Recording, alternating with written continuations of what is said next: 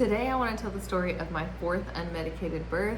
Let me start at my last appointment before I had her. So my appointment was on a Thursday, and at this point, I'm going every single week, and my doctor tells me, so this Saturday would be a great day to have your baby. And I don't know if you're like me, but I get super nervous and just start yapping about just filling the gaps in conversation whenever I'm at the doctor or I feel uncomfortable. So I'm like, yeah, my mom and sister are here in town, and so I would love to have her while they're here. And then she goes on and she's like, well, it would really be great because I'm going to be on call this weekend on Saturday, but I'm not going to be on Sunday or Monday. And I was due that Wednesday. And so I'm like, oh crap. So I start thinking, kind of freaking out a little bit, because I'm like, I really want her to deliver Gianna. So my mind kind of flashes back a little bit. If you don't know, new to this situation like I was whenever I had Ace, is that if you see a doctor in a women's group, your doctor may not be the one that actually delivers your baby. It ended up being the biggest blessing ever with Ace, because the woman that helped me deliver Ace, I had never met her a day in my life. She was a doctor on call. She comes in, she rolls up her sleeves, she starts telling me what the heck to do so that I can have this baby naturally. And she made that possible.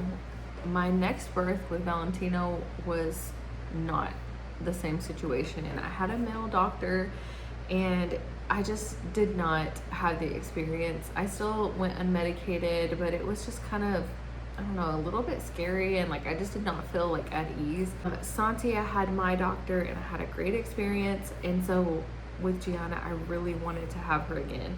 And so I kind of started panicking, wanting to control this situation. Oh my gosh, I need to have this baby this weekend so that she can deliver her. And looking back, I'm like, was that a trick for her? I'm like, maybe she knew that if I could just get to thinking that way mentally, that I could kind of control when the baby comes, subconsciously. I've also kind of looked back and thought, was she trying to pressure me into an induction? I don't think she was, but I don't know. Different places that your mind goes whenever you are delivering a baby. So it's Thursday, and I'm already kind of thinking this way, okay, I need to make this baby come. Friday comes along, and my mom and sister are here visiting, and I'm kind of starting to feel some things happening, but I could not for the life of me remember what it felt like to start feeling the signs of labor. With all of my kids, I've had the exact same kind of sequence of events that have happened that have led to birth, and it basically goes like this for me. I start feeling some kind of crampy feelings, then TMI, sorry, but I lose my mucus plug. If you don't know what that is, for me, it's been basically whenever I go to wipe, it's a little too much slip. Sorry, that's way too much information, but a little too much slip. Look at the toilet paper, and there's it's called bloody show, which is, well, Friday comes, and I'm feeling some kind of crampy feelings, but I'm not sure if I'm making myself think that, and I could not remember what that felt like. I remembered with Santi, I was with my husband, and I told him okay, I think something was happening, and I remembered that I could tell by how I was feeling that I was gonna have him that day, and I did. And so I was looking for that feeling with Gianna, and I just could not remember it, and I felt like I would know whenever it happened. And so I was getting kind of discouraged because I wasn't sure, so then that meant that I wasn't feeling that way. So that night I go to bed, and I'm feeling those kind of crampy feelings, but nothing too serious, and I'm telling my mom and sister I think something's happening, but I really don't know. The next day was Saturday, and it was free fishing day in Kansas. You didn't have to have a license, and so I really wanted to take the boys fishing. And so we have this plan to go fishing all day, and I wake up in the morning, and I'm just feeling so discouraged, because I'm I'm not gonna have this baby today, which means that I'm gonna have to have a different doctor, and my spirits were so low that I had to really just stop myself and pray. And this is honestly just a story of God's faithfulness through this, and kind of just seeing him work was really cool for me. I would highly encourage you to include God into your birth story, because the pressure that it takes off and the peace that it gives you is unmatched. And I can't say, like, I guess with my last birth and even with Valentino, like during birth, I felt myself like leaning on God and like really praying. But leading up to it and asking him for the peace and for like praying over the situation was something that was new to me this time. So I prayed to God that morning and I said, God, can you please help me find peace about this situation? Can you please help me to stop controlling it, trying to control this situation, because it's really stressing me out. And I prayed just that God could help me let it go, and that I could trust that whatever happened was a part of his plan, whether it was good, bad, whether it was this doctor, that doctor. I just prayed that he could help me find peace in knowing that whoever was supposed to deliver Gianna was who is supposed to deliver her. And my husband, he's always just like speaking, I don't know, sometimes I feel like God is speaking through him to me, but he kept saying that over and over. Whoever's supposed to be there is going to be there.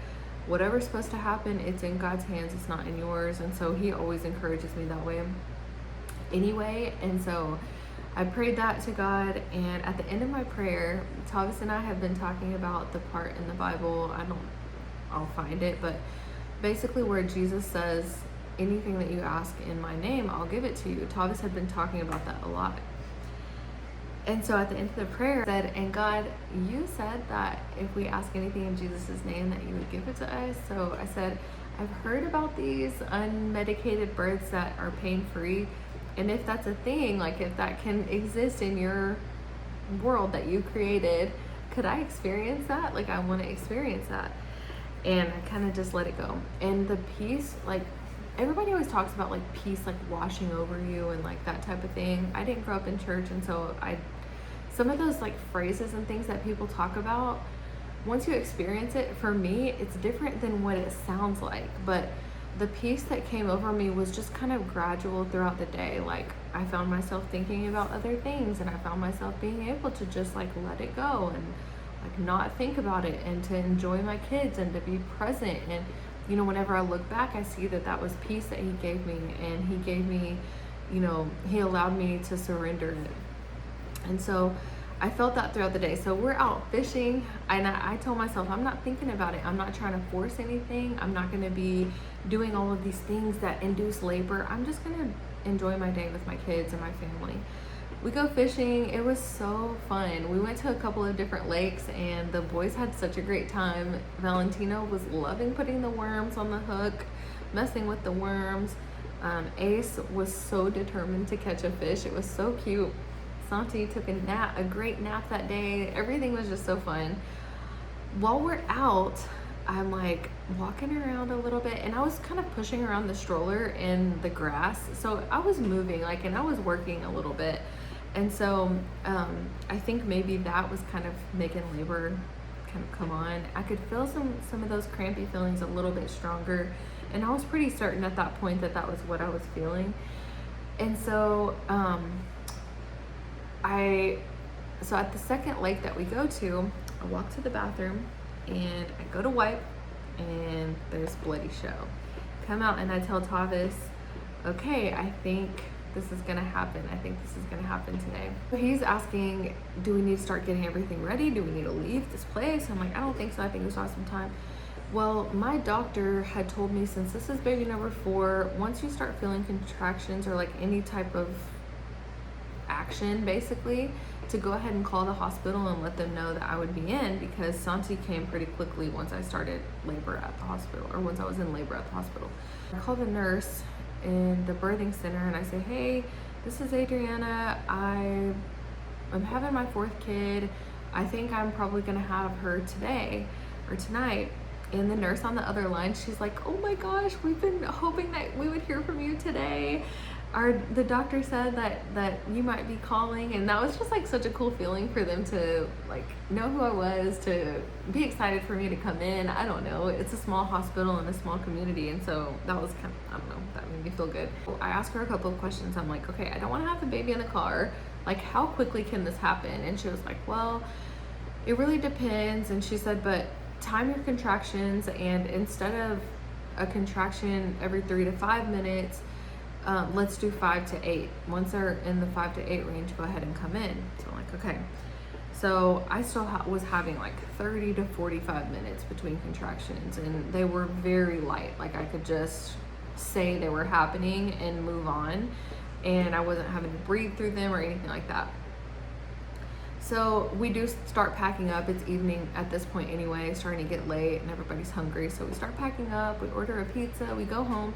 I couldn't really eat a pizza at this point, but I can't really remember what I ate. I want to say like I had a smoothie or something, but my contractions were starting to ramp up a little bit more. That pizza just was not it for me. And so we eat, everybody gets ready for bed. Tavis is able to put the little boys down and he falls asleep with them, which ended up being a huge blessing. And I was awake, kind of starting to gather things, because if you know, after that first kid, like you're not packing your bag the same. And so I start packing my bag up, I'm getting my stuff together. With Santi, we didn't even have a car seat. Tavis had to go buy a car seat at Walmart while I was in the hospital. But with each kid, we've gotten like less and less prepared for them to come. But anyway, so I start packing up my bag and I'm kind of just like feeling this peace. Like I'm not scared. I'm ready for her to come. I'm getting super excited. And as the hours go on, everybody's falling asleep. I decide I'm gonna try to lay down, and I do. I was able to lay down for like, I wanna say like maybe an hour. And even though I was having contractions, like I was able to sleep and stuff in between them and kind of breathe. After a while, the contractions really ramped up and they started really hurting. My sister was helping me keep track up to the point that she fell asleep, and then I was keeping track of them. And I got to where they were like 10 minutes apart. And then pretty much as soon as they hit like 5 to 8 minutes consistently, and they were lasting a while and they were like really hurting, I go and I wake up Tavis and I say, hey, it's time to go. And what a blessing it was that my mom and sister were there, because we just left all the kids and me and Tavis just went. And so we get to the hospital, and at this point, like, they're really hurting. My contractions are really freaking hurting. And Tavis drops me off, and I'm not even able to like walk into the hospital during a contraction. Like I'm having to stop and just breathe through it. Get in, check in, get to the birthing center, and the nurse is just like standing there just like waiting on me to come in. She's like so excited, which was so nice. It made me feel so welcome and just amazing. They put us in the room. And my big thing, and kind of how I'm able to mentally handle the length of labor, is whenever they check me, I want them to check me because I want them to kind of know where I'm at. But I don't want to know where I'm at unless I am about to have this baby. Because to me, if I go in and I'm having these painful contractions and then they tell me that I'm at like a 1 or a 2 or a 3 or a 4, I am gonna feel so discouraged. Like I have this lifetime ahead of me of dealing with these contractions. And so I tell them, one of the tricks that I use is I tell them, can you not let me know unless I'm at like an 8? Unless I'm at a point of no return, you know, I don't wanna know. And so she checks me and she tells Tavis, and then she leaves. And so I'm like, okay, so I'm not at what I thought I was. And these are so painful. I'm telling you, these contractions were hurting so bad. And I am struggling. I'm like really struggling with the pain. And so we get to like an hour in and nobody's come and checked on us. I'm laboring. A nurse has kind of come and gone at certain points, and I can tell that she's trying to help me move labor along, which also kind of freaks me out because I'm like, okay, like how far was I? I was not far. And so at this point, and this happened with Ace, it didn't happen with Valentino and Santi, but I start throwing up from the contractions. And thank the Lord I did not eat that pizza because that would have been so brutal. So I'm throwing up, and every time I have a contraction, basically I'm throwing up, breathing through the contraction, and then I get the rest, you know. And that's what I just wish everybody could know, is that if you get the Pitocin, those contractions, from what I hear and from the research that I've done, are not the same as the contractions that you're dealing with whenever you don't have Pitocin. I just wish that everybody knew that. I'm not trying to convince anyone to go natural, but I just wish people would know that the contractions that you experience if you had Pitocin are not the same as the contractions that people that go unmedicated are dealing with.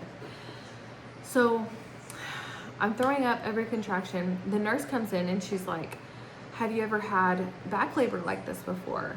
And I'm like, no, I've heard people talk about back labor and I've heard that it's really painful. And that has to be what I'm dealing with because my lower back was killing me every contraction. And me and Thomas did not talk about counter pressure before we went in. And he was in the wrong spot. He was trying so hard, but he was pushing in the wrong spot. I was just like in so much pain. I couldn't describe what I needed to happen. And the nurse was helping me with counter pressure, like off and on. And so she comes and she's like, okay, let's try this. She's like, I think this is gonna help take some pressure off of your labor, or off of your back labor. So she gets the sheet and she has me get up on all fours on the bed. She gets a sheet and she wraps it around my hips. And she was like, okay, I'm gonna pull this back towards me and I'm gonna shake it a little bit. And whenever I do, it's gonna take some of that pressure off of your lower back. And so I'm like, great, any type of relief I will take. So she does it, and as soon as she starts shaking me, I just start throwing up so bad. And like, she stops obviously, and she comes back around a little bit later, and Thomas, I can't remember if she asked me or if she asked Thomas like if we wanted to try that again, and he was like, no, she's good, she's not gonna do that again. It actually did really help, but just the nausea from the contractions, I couldn't handle the movement like that. But so that happens. Another, I want to say like hour. So we've been here for like, I guess an hour and a half, maybe 2 hours of me and Thomas in this room pretty much. And a nurse like once or twice comes in. And at this point, the pain is real and I am starting to lose hope. I look at Thomas and I'm like just holding onto his neck and I'm hugging him, and I was just like, Thomas, I am so scared. I'm like, I'm so scared right now. I don't think I can do it. It hurts so bad. They haven't come back, which makes me feel like I have so far to go, and it hurts so bad, and I'm so scared. And he is just like the perfect like neutral for me whenever I'm in there. Like, he's not like a big cheerleader, but he just tells me exactly what I need to hear. And he says, you've done this before, you know exactly what to do, you can do this. And he's like, you're not far, you can do this. And so thank the Lord, a little bit after, the nurse comes in and she's like, do you want me to check you? And I'm like, yes. And so she checks me and she says, go get the doctor, to the other nurse. She says, okay, go get the doctor. So they get the doctor comes, and she comes in, and my doctor also is very just like straightforward, which I loved. My first doctor was like this, and I didn't appreciate it at the time because I wanted somebody to be like as excited as I was for my first birth, but to have someone that's very dry, nothing extra, is honestly so nice to have during birth. And then just having like a really amazing nurse. Oh, I forgot to mention too, like, yeah, okay, so no, it's at this point that the nurse comes in. So the doctor comes in and she's like, hey, so pretty much if we just keep things moving along, you're gonna be in transition here in just a minute, and we're gonna have this baby here within the next hour. And so I'm like, okay, great, like that was what I needed, like that I was close, that I, was gonna get there. And so at this point I have a new nurse, and she has done an unmedicated birth, and so she's talking me through things, she's telling me what the heck to do. And that was one thing that I just could not, I don't know, I guess I just didn't like research enough again before this pregnancy, because I just felt like I didn't know what the heck to do, and I wanted somebody to coach me. And she starts coaching me, and she's like, get on this ball, get on all fours, put your hands up here, let me push here, or whatever. And so she starts helping me a ton. So the one intervention that I have had with all of my kids is that the doctor has broken my water once I was past like an 8. So once I got to that point where there was no like, outside of something super unnatural, happening. There was no like stalling of labor that was going to happen. Like I was at the point that there was no going back. And so at that point, I allowed them to break my water. And so the doctor's like, okay, you ready to have your water broken?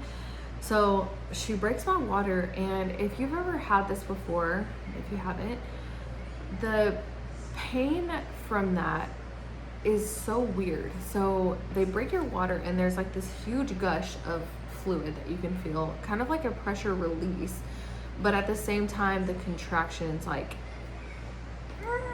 just like get so much stronger after that. And she breaks my water and the contractions just don't feel stronger, they feel the same. And so I'm like, oh no, you know, am I stalling? And at this point doubt kind of starts creeping back in. Breaks my water, my contractions are going, and she says like, okay, once you feel ready to push, we're gonna push this baby out. And I'm like, I don't feel like I need to push. And I turn over and I'm on all fours. I have my feet kind of scrunched up underneath me. I'm kind of like squatting on the bed basically. The bed is raised up. I'll put a picture of kind of the position of it, but the bed is raised up. I have my hands up at the top of the bed, holding on to it. And she's like, okay, on this next contraction, go ahead and push. And I'm like, I don't need to push yet. It's not like as painful as it needs to be at the end of labor for me to push. And she's like, you know, you're doing a great job breathing through these contractions. She's like, but you need to push this baby out, basically. She didn't say it like that, but she's like, it's time. And I'm like, no, it's not. You know, I didn't believe it. I didn't feel like it was time. I didn't believe in these contractions being the ones that were going to make it happen, because I've experienced the end of labor. I've experienced the very end and like right before the baby comes, and it's like the most excruciating, just, you know, I couldn't see, I couldn't think, I couldn't do anything. And I was not feeling that. I start freaking out a little bit. I'm pushing with the contraction, but like nothing's happening because I'm pushing and I don't really feel that like pressure to push her out. And so at this point in my head, I'm thinking she's stuck. She's stuck and she's not gonna come out. I'm gonna have a C-section. They're gonna tell me any moment that like her heart rate is shooting up. We're gonna have to go to an emergency C-section and all of this. And I start panicking. And so I asked the doctor in between contractions, I'm like, is she okay? And the doctor's like, yeah, she's great. You know, just push her, push. And I'm like, am I okay? And she's like, yeah, you're doing great. Like, you can do this. Well, and I'm facing the back of the seat. And I'm like, is everything okay? You know, and I start like crying almost. I'm like, I don't think I can do it. And I look at Thomas, I'm like, I don't think I can do it. And then I go at like a little period without having a contraction. And in my head, that was it. It was done. Like, I wasn't gonna be able to have her. And then I don't know what clicked. And it was just God like tapping me on the shoulder, I guess. And I don't know what clicked, but I'm like, I am not gonna sit here and put my baby in danger by being a wimp. I'm like, I am pushing this freaking baby out. And so I take a deep breath, and the next contraction I push. And if you have ever felt these last contractions, I'm telling you, it is blindingly painful. Like, I can't even explain. And people call it the ring of fire. Like, it's just the most painful thing that you can experience. I push, and the doctor says, okay, let's get another great push like that. And the next contraction, I just, and I push, and she just comes out. She just comes out. I literally had 2 pushes that I believed in, and she just came out. And I was like, I had my hands up on top of the bed like that, so she caught her just under me like that. I was kind of in a squat. Caught her, I turn around, she put her on my chest, and she's crying. She was quiet for a minute. She was quiet for like a minute, and I'm like, she's okay, right? And she's like, yeah, she's great. Hands her to me, and oh my gosh, I just like could not believe this beautiful little baby. Like, she was so pretty, like, already. And you guys, I cannot believe how beautiful she is. Her blue eyes. She's just the most like beautiful thing in the world, and she's 2 months old. I swear she is just the sweetest, most patient, most just precious little baby in the world. I have just had the best experience being her mom. Oh, so this was the best part. So I'm reflecting on my birth. God didn't give me like the contractions were painful. I experienced back labor, but I think kind of like, you know how he works, like sometimes it just doesn't happen the way that you think it will. And so I didn't get a pain-free, this miracle of a pain-free birth. I got the miracle of having the worst labor pains I could have possibly experienced. So much so that whenever I had her, the most painful part of birth, it didn't even feel like it was painful enough. I didn't feel like it was painful enough to have her. And so whenever I look back, like God did give me that kind of supernatural, miraculous, pain-free birth. It felt pain-free, honestly, at that point. My adrenaline was so high. She came out so easy just being baby number 4. I had no tear. Like, I mean, it was just crazy. It's been a long journey to get to where I can sit down and film this video because we've had so many changes in our life since our baby girl has been born. If you're new to my channel, I make mom content, and I basically have not been on here in forever because I've spent the last 5 years working a really crazy job as a head college volleyball coach, and I quit that job. I'm staying at home. We've moved, my husband started a new job, and we've had our 4th kid. So much has changed, but I ran out of space on my phone because I have so many pictures and videos of these kids. But I hope you enjoyed my birth story. If you want to go unmedicated, you totally can. If you love mom stuff, if you want to see how I'm raising 4 kids, some ways that we're parenting, some ways that we're feeding them, some ways that we're just trying to figure out life with 4, follow, subscribe. Can you guys get out of here so I can film this video? Of course not. I've been trying to share this story for so long, and I never can because you guys are always yapping in the background. Yapping, yapping, yapping, yapping, yapping, yapping, yapping, yapping.